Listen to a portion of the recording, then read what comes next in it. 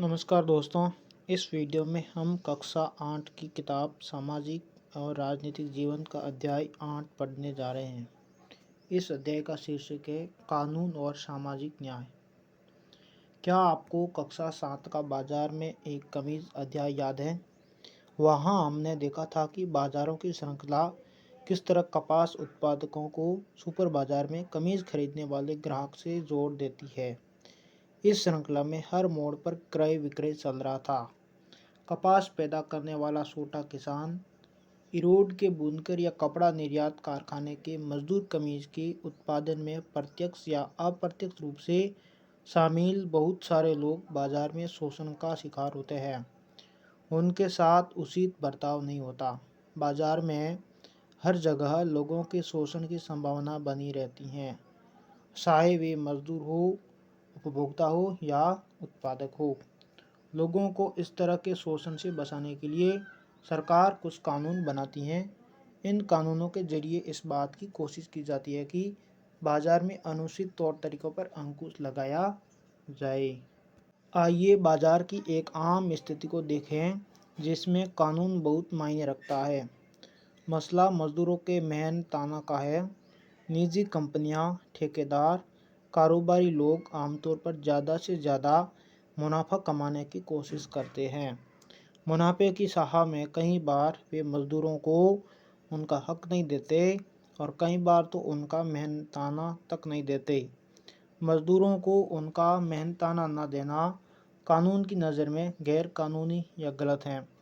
मजदूरों को मेहनताना कम न मिले या उनको वाजिब मेहनताना मिले, इस बात को सुनिश्चित करने के लिए न्यूनतम वेतन का भी एक कानून बनाया गया है। इस कानून के तहत किसी भी मजदूर को न्यूनतम वेतन से कम मजदूरी नहीं दी जा सकती। न्यूनतम वेतन में हर कुछ साल में बढ़ोतरी कर दी जाती है। जिस तरह मजदूरों को सुरक्षा प्रदान करने के लिए न्यूनतम वेतन का कानून बनाया गया है, उसी तरह बाजार में उत्पादकों और उपभोक्ताओं के हितों की रक्षा करने के लिए भी कानून बनाए गए हैं। इन कानूनों के जरिए मजदूर, उपभोक्ता और उत्पादक तीनों के संबंधों को इस तरह संचालित किया जाता है कि उनमें से कानून बना देना ही काफ़ी नहीं होता। सरकार को ये भी सुनिश्चित करना होता है कि कानूनों को लागू किया जाए। इसका मतलब यह है कि कानून को लागू किया जाना बहुत ज़रूरी होता है। जब कोई कानून ताकतवर लोगों से कमज़ोर लोगों की रक्षा के लिए बनाया जाता है तो उसको लागू करना और भी महत्वपूर्ण बन जाता है। उदाहरण के लिए, प्रत्येक मजदूर को सही वेतन मिले, यह सुनिश्चित करने के लिए सरकार को कार्यस्थलों का नियमित रूप से निरीक्षण करना चाहिए और अगर कोई कानून का उल्लंघन करता है तो उसको सज़ा देनी चाहिए। अगर मजदूर गरीब या शक्तिहीन हैं तो आमदनी गंवाने या बदले की कार्रवाई के डर से वह कम वेतन पर भी काम करने को तैयार हो जाता है। मालिक भी इस बात को अच्छी तरह समझते हैं। वे अपनी ताकत का इस्तेमाल करते हैं ताकि मजदूरों से कम पैसे में काम कराया जा सके। ऐसी सूरत में यह बहुत ज़रूरी होता है कि संबंधित कानूनों को अच्छी तरह लागू किया जाए। इन कानूनों को बनाने, लागू करने और कायम रखने के लिए सरकार व्यक्तियों या निजी कंपनियों की गतिविधियों को नियंत्रित कर सकती है ताकि सामाजिक न्याय सुनिश्चित किया जा सके। इनमें से बहुत सारे कानूनों का जन्म भारतीय संविधान में दिए गए मौलिक अधिकारों से हुआ है। उदाहरण के लिए, शोषण से मुक्ति के अधिकार का अर्थ है कि किसी को भी कम मेहनताना पर काम करने या बंधुआ मजदूर के तौर पर काम करने के लिए मजबूर नहीं किया जा सकता। संविधान में यह भी कहा गया है कि 14 साल से कम उम्र के किसी भी बच्चे को किसी कारखाने या खदान या किसी अन्य खतरनाक व्यवसाय में काम पर नहीं रखा जाएगा। व्यवहार में यह कानून किस तरह सामने आते हैं? यह कानून सामाजिक न्याय की चिंताओं को किस हद तक संबोधित करते हैं? इस अध्याय में हम ऐसे ही कुछ सवालों को पड़ताल करेंगे। जैसे देखिए, सन 2011 की जनगणना के मुताबिक भारत में 5 से 14 साल की उम्र के 40 लाख से ज़्यादा बच्चे विभिन्न व्यवसायों में नौकरी करते हैं। इनमें से बहुत सारे बच्चे खतरनाक व्यवसायों में हैं। 2016 में संसद ने बाल श्रम अधिनियम 1986 में यह संशोधन किया है कि 14 वर्ष से कम आयु के बच्चों के सभी व्यवसायों में तथा किशोरों 14 से 18 वर्ष के जोखिमकारी व्यवसायों और प्रक्रियाओं में नियोजन करने पर प्रतिबंध है। बच्चों या किशोरों के नियोजन को अब एक संज्ञेय अपराध बना दिया गया है। 2017 में एक online portal pencil.government.in platform for effective enforcement for no child labour प्रारंभ हुआ है।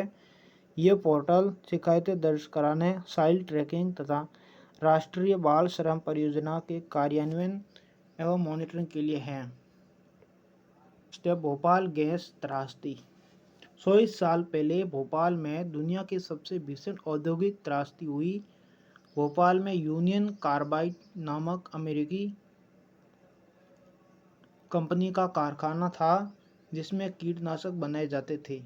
2 दिसंबर 1984 को रात के 2 बजे यूनियन कार्बाइड के इसी संयंत्र से मिथाइल आइसोसाइनाइड गैस रिसने लगी। यह बेहद जहरीली गैस होती है। इस दुर्घटना की चपेट में आने वाली अजीज सुल्तान तकरीबन 12:30 बजे मुझे अपने बच्चे की तेल खांसी की आवाज़ सुनाई दी। कमरे में हल्की सी रोशनी थी। मैंने देखा कि पूरा कमरा सफ़ेद धुएं से भरा हुआ था। मुझे लोगों की चीखने की आवाज़ सुनाई दी। सब कह रहे थे भागो भागो। इसके बाद मुझे भी खांसी आने लगी। लगता था जैसे मैं आग में सांस ले रही हूँ। आंखें बुरी तरह जलने लगी। 3 दिन के भीतर 8,000 से ज़्यादा लोग मौत के मुंह में चले गए। लाखों लोग गंभीर रूप से प्रभावित हुए। जहरीली गैस के संपर्क में आने वाले ज़्यादातर लोग गरीब कामकाजी परिवारों के लोग थे।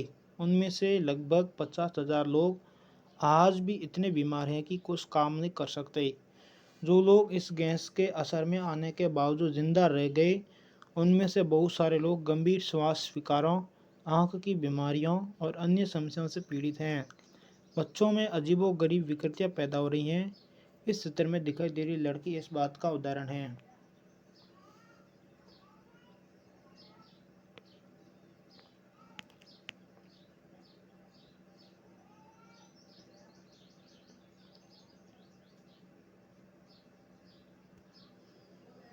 यह तबाही कोई दुर्घटना नहीं है। यूनियन कार्बाइड ने पैसा बचाने के लिए सुरक्षा उपायों को जानबूझकर नज़रअंदाज किया था। 2 दिसंबर की त्रासदी से बहुत पहले भी कारखाने में गैस का रिसाव हो चुका था। इन घटनाओं में एक मजदूर की मौत हुई थी जबकि बहुत सारे घायल हुए थे। सबूतों से पूरी तरह साफ था कि इस महाविनाश के लिए यूनियन कार्बाइड ही दोषी है, लेकिन कंपनी ने अपनी गलती मानने से इनकार कर दिया। इसके बाद शुरू हुई कानूनी लड़ाई में पीड़ितों की ओर से सरकार ने यूनियन कार्बाइड के खिलाफ दीवानी मुकदमा दायर कर दिया। 1985 में सरकार ने $3 अरब का मुआवजा मांगा था, लेकिन 1989 में केवल $47 करोड़ के मुआवजे पर अपनी सहमति दे दी। इस त्रासदी से जीवित बच निकलने वाले लोगों ने इस फैसले के खिलाफ सर्वोच्च न्यायालय में अपील की, मगर सर्वोच्च न्यायालय ने भी इस फैसले में कोई बदलाव नहीं किया। यूनियन कार्बाइड ने कारखाना तो बंद कर दिया, लेकिन भारी मात्रा में विषैले रसायन वहीं छोड़ दिए। ये रसायन रिस कर ज़मीन में जा रहे हैं, जिससे वहाँ का पानी दूषित हो रहा है। अब ये संयंत्र डाउ केमिकल नामक कंपनी के कब्जे में है, जो इसकी साफ सफाई का जिम्मा उठाने को तैयार नहीं है। 100 साल बाद भी लोग न्याय के लिए संघर्ष कर रहे हैं। वे पीने के साफ पानी, स्वास्थ्य सुविधाओं और यूनियन कार्बाइड के जहर से ग्रस्त लोगों के लिए नौकरियों की मांग कर रहे हैं। उन्होंने यूनियन कार्बाइड के चेयरमैन एंडरसन को सजा दिलाने के लिए भी आंदोलन चलाया है। नेक्स्ट है, एक मजदूर की कीमत क्या होती है। अगर आप भोपाल के महाविनाश की वजहों को समझना चाहते हैं तो सबसे पहले यह जानना पड़ेगा कि यूनियन कार्बाइड ने भारत में ही अपना कारखाना क्यों खोला। विदेशी कंपनियों के भारत आने का एक कारण यहाँ का सस्ता श्रम है। अगर ये कंपनियाँ अमेरिका या किसी और विकसित देश में काम करें तो उन्हें भारत जैसे गरीब देशों के मजदूरों के मुकाबले वहाँ के मजदूरों को ज़्यादा वेतन देना पड़ेगा। भारत में न केवल वे कम कीमत पर काम करवा सकती हैं, बल्कि यहाँ के मजदूर ज़्यादा घंटों तक भी काम कर सकते हैं। यहाँ मजदूरों के लिए आवास जैसी दूसरी चीज़ों पर भी खर्च की ज़्यादा ज़रूरत नहीं होती। इस तरह ये कंपनियाँ यहाँ कम लागत पर ज़्यादा मुनाफा कमा सकती है। लागत में कटौती के तरीके इससे खतरनाक भी हो सकते हैं। लागत में कमी लाने के लिए सुरक्षा उपायों की अक्सर अनदेखी की जाती हैं। यूनियन कार्बाइड के कारखाने में एक भी सुरक्षा उपकरण या तो सही ढंग से काम नहीं कर रहा था या उनकी संख्या कम थी। 1980 से 1984 के बीच मिग संयंत्र के कामगारों के दल की संख्या 12 से घटाकर 6 की जा चुकी थी। मजदूरों के लिए सुरक्षा प्रशिक्षण की अवधि तो 6 महीने से घटाकर केवल 15 दिन कर दी गई थी। मिग कारखाने के लिए राहत की पाली के मजदूरों का पद ही खत्म कर दिया गया था। यूनियन कार्बाइड के भोपाल और अमेरिकी संयंत्रों में सुरक्षा व्यवस्था में फर्क जानने के लिए नीचे पढ़ें। पश्चिम वर्जीनिया अमेरिका में कंप्यूटरीकृत चेतावनी और निगरानी व्यवस्था मौजूद थी। भोपाल के यूनियन कार्बाइड कारखाने में गैस के रिसाव के लिए केवल मजदूरों के अंदाजे के सहारे काम चलाया जाता था। पश्चिमी वर्जीनिया में खतरा पैदा होने पर लोगों को सुरक्षित स्थानों पर ले जाने की व्यवस्था मौजूद थी, जबकि भोपाल में ऐसा कुछ नहीं था। अलग अलग देशों के बीच सुरक्षा मानकों में इतने भारी फर्क क्यों हैं और दुर्घटना हो जाने के बाद पीड़ितों को इतना मामूली मुआवजा क्यों दिया जा रहा है? इस बात का जवाब यह है कि भारतीय मजदूर का मोल अभी भी ज़्यादा नहीं माना जाता। एक मजदूर जाता है तो फौरन उसकी जगह दूसरा मजदूर आ जाता है। हमारे यहाँ बेरोजगारी इतनी ज़्यादा है कि थोड़ी सी तनख्वाह के बदले न जाने कितने लोग असुरक्षित स्थितियों में भी काम करने को तैयार हो जाते हैं। मजदूरों की इस कमजोरी का फायदा उठाकर मालिक कार्यस्थल पर सुरक्षा की जिम्मेदारी से बच जाते हैं। इस तरह भोपाल गैस त्रासदी के इतने सालों बाद भी मालिकों के बर्बर रवैये के कारण निर्माण स्थलों, खदानों या कारखानों में दुर्घटना की खबरें हर रोज आती रहती हैं। नेक्स्ट है सुरक्षा कानूनों का क्रियान्वयन। कानून बनाने और लागू करने वाली संस्था के नाते ये सुनिश्चित करना सरकार की जिम्मेदारी है कि सुरक्षा कानूनों को सही ढंग से लागू किया जाए। सरकार को इस बात का भी ध्यान रखना चाहिए कि अनुच्छेद 21 में दिए गए जीवन के अधिकार का उल्लंघन न हो। जब यूनियन कार्बाइड संयंत्र में सुरक्षा मानकों की इस तरह खुलेआम अवहेलना हो रही थी तो सरकार क्या कर रही थी? पहली बात, भारत में सुरक्षा कानून ढीले थे। दूसरा, उन कमज़ोर सुरक्षा कानूनों को भी ठीक से लागू नहीं किया जा रहा था। सरकारी अफसर इस कारखाने को खतरनाक कारखानों की श्रेणी में रखने को भी तैयार नहीं थे। इस कारखाने को घनी आबादी वाले इलाकों में खोलने पर उन्हें कोई एतराज़ नहीं किया। जब भोपाल के कुछ नगर निगम अधिकारियों ने इस बात पर उंगली उठाई कि 1978 में मिग उत्पादन कारखाने की स्थापना सुरक्षा मानकों के खिलाफ थी, तो सरकार का कहना था कि प्रदेश को भोपाल के संयंत्र में लगातार निवेश चाहिए ताकि रोजगार मिलता ही रहे। सरकार की राय में यूनियन कार्बाइड से इस बात की मांग करना असंभव था कि वो साफ सुथरी तकनीक या ज़्यादा सुरक्षित प्रक्रियाओं को अपनाए। सरकारी निरीक्षक कारखाने में अपनाई जा रही दोषपूर्ण प्रक्रियाओं को बार बार मंजूरी देते रहे। जब कारखाने में बार बार गैस का रिसाव होने लगा और सबको यह बात समझ में आ चुकी थी कि कहीं कुछ भारी गड़बड़ी चल रही है, तब भी निरीक्षकों के कान पर जूं तक नहीं रेंगी। कानून बनाने और उनको लागू करने वाली संस्था के लिए यह रवैया सही नहीं है। लोगों के हितों की रक्षा करने की बजाय सरकार और निजी कंपनी दोनों ही उनकी सुरक्षा को नज़रअंदाज करती जा रही थी। यह हरगिज़ ऐसी स्थिति नहीं है। जब भारत में स्थानीय और विदेशी व्यवसायी नए नए कारखाने खोलते जा रहे हैं तो मजदूरों के अधिकारों की रक्षा करने वाले सख्त कानून और उनके ज़्यादा बेहतर क्रियान्वयन की ज़रूरत और बढ़ गई है। नेक्स्ट है पर्यावरण की रक्षा के लिए नए कानून। 1984 में हमारे पास पर्यावरण की रक्षा के लिए बहुत कम कानून थे। इन कानूनों को लागू करने की व्यवस्था तो और भी कमज़ोर थी। पर्यावरण को एक मुफ्त चीज़ माना जाता था। किसी भी उद्योग को हवा पानी में प्रदूषण छोड़ने की खुली छूट मिली हुई थी, चाहे नदियाँ हो, हवा हो या भूमिगत पानी हो। पर्यावरण दूषित हो रहा था और लोगों की सेहत के साथ खिलवाड़ किया जा रहा था। ढीले सुरक्षा मानकों से न केवल यूनियन कार्बाइड को फ़ायदा मिला, बल्कि उसे प्रदूषण से निपटने के लिए पैसा भी खर्च नहीं करना पड़ा। अमेरिका में यही कंपनी इस जिम्मेदारी से नहीं बच सकती थी। भोपाल त्रासदी ने पर्यावरण के मुद्दों को अगली कतार में ला दिया। कई लाख ऐसे लोग कारखाने से निकली जहरीली गैस का शिकार बन गए थे, जो इस कारखाने से किसी भी तरह जुड़े नहीं थे। इससे लोगों को यह एहसास हुआ कि मौजूदा कानून चाहे कितने भी कमज़ोर हो, वे केवल मजदूरों से ही संबंधित हैं। उनमें उन आम लोगों के अधिकारों पर ध्यान नहीं दिया गया है जो औद्योगिक दुर्घटनाओं के कारण घायल होते हैं। पर्यावरणवादी कार्यकर्ताओं तथा अन्य लोगों के इस दबाव से निपटने के लिए भोपाल गैस त्रासदी के बाद भारत सरकार ने पर्यावरण के बारे में नए कानून बनाए। पर्यावरण को नुकसान पहुंचाने के लिए प्रदूषण फैलाने वालों को ही जिम्मेदार माना जाने लगा। इसके पीछे समझ यह थी कि हमारे पर्यावरण पर अगली पीढ़ियों का भी हक बनता है और उसे केवल औद्योगिक विकास के लिए नष्ट नहीं किया जा सकता। अदालतों ने स्वस्थ पर्यावरण के अधिकार को जीवन के मौलिक अधिकार का हिस्सा बताते हुए कई महत्वपूर्ण फैसले दिए। सुभाष कुमार बनाम बिहार राज्य 1991 के मुकदमे में सर्वोच्च न्यायालय ने कहा कि जीवन का अधिकार संविधान के अनुच्छेद 21 के तहत एक मौलिक अधिकार है और इसमें प्रदूषण मुक्त हवा और पानी का अधिकार भी शामिल है। यह सरकार की जिम्मेदारी है कि वह प्रदूषण पर अंकुश लगाने, नदियों को साफ रखने और जो दोषी हैं उन पर भारी जुर्माना लगाने के लिए कानून और प्रक्रिया तय करें।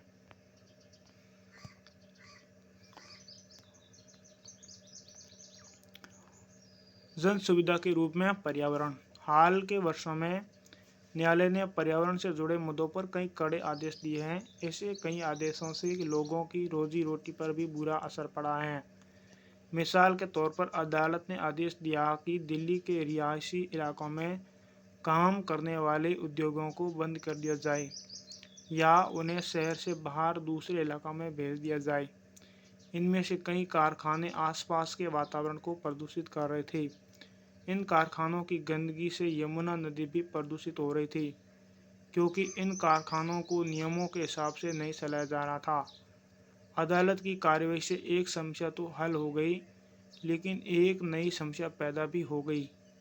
कारखानों के बंद हो जाने से बहुत सारे मजदूरों के रोजगार खत्म हो गए। बहुतों को दूर दराज के इलाकों में जाना पड़ा, जहां उन कारखानों को दोबारा चालू किया गया था। अब प्रदूषण की समस्या इन नए इलाकों में पैदा हो रही है। यह इलाके प्रदूषित होने लगे हैं। मजदूरों की सुरक्षा संबंधी स्थितियों का मुद्दा अभी भी वैसा का वैसा है। भारत में पर्यावरणीय मुद्दों पर हुए ताज़ा अनुसंधानों से ये बात सामने आई कि मध्य वर्ग के लोग पर्यावरण की चिंता तो करने लगे हैं, लेकिन वे अक्सर गरीबों की पीड़ा को ध्यान में नहीं रखते। इसलिए उनमें से बहुतों को यह तो समझ में आता है कि शहर को सुंदर बनाने के वास्ते बस्तियों को हटाना चाहिए, यहाँ प्रदूषण फैलाने वाली फैक्ट्रियों को शहर के बाहर ले जाना चाहिए। लेकिन यह समझ में नहीं आता कि इससे बहुत सारे लोगों की रोजी रोटी भी खतरे में पड़ सकती है। जहाँ एक तरफ स्वच्छ पर्यावरण के बारे में जागरूकता बढ़ रही है, वहीं दूसरी तरफ मजदूरों की सुरक्षा के बारे में लोग ज़्यादा चिंता नहीं जता रहे हैं। अब चुनौती ऐसे समाधान ढूंढने की है जिनमें स्वस्थ वातावरण का लाभ सभी को मिल सके। इसका एक तरीका यह है कि हम कारखानों में ज़्यादा स्वस्थ तकनीकों और प्रक्रियाओं को अपनाने पर जोर दें। इसके लिए सरकार को भी चाहिए कि वह कारखानों को प्रोत्साहन और मदद दे। उसे प्रदूषण फैलाने वालों पर जुर्माना करना होगा। इस तरह मजदूरों के रोजगार भी बच जाएंगे और समुदायों और मजदूरों को सुरक्षित पर्यावरण का अधिकार भी मिल जाएगा।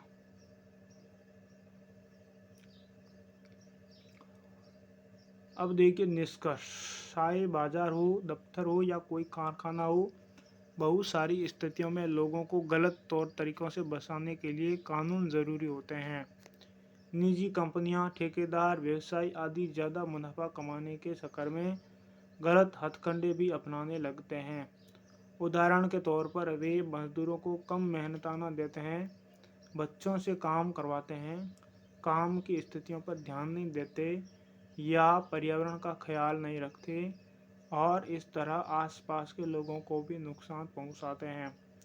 ऐसे में सरकार की एक अहम जिम्मेदारी यह बनती है कि वह निजी कंपनियों के गलत तौर तरीकों को रोकने और सामाजिक न्याय प्रदान करने के लिए कानून बनाए, उनको लागू करे और उन पर निगरानी रखे। यानी न सरकार को केवल सही कानून बनाने चाहिए बल्कि उनको लागू भी करना चाहिए। अगर कानून कमज़ोर हो और उनको सही ढंग से लागू न किया जाए तो उनसे भारी नुकसान हो सकता है। भोपाल गैस त्रासदी इस बात का सबूत है। इस दिशा में सरकार की तो जिम्मेदारी बनती ही है, आम लोग भी दबाव डालकर निजी कंपनियों और सरकार दोनों को समाज के हित में काम करने के लिए बाध्य कर सकती हैं। जैसा कि हमने पहले देखा, पर्यावरण एक ऐसा विषय है जहां लोगों ने जनहित के लिए दबाव डाला और न्यायालयों ने भी स्वस्थ पर्यावरण के अधिकार को मौलिक अधिकार के रूप में जीवन का अभिन्न अंग माना है। इस अध्याय में हमने इस बात पर जोर दिया है कि लोगों को इस बात के लिए आवाज़ उठानी चाहिए कि स्वस्थ वातावरण की सुविधा सबको मिले।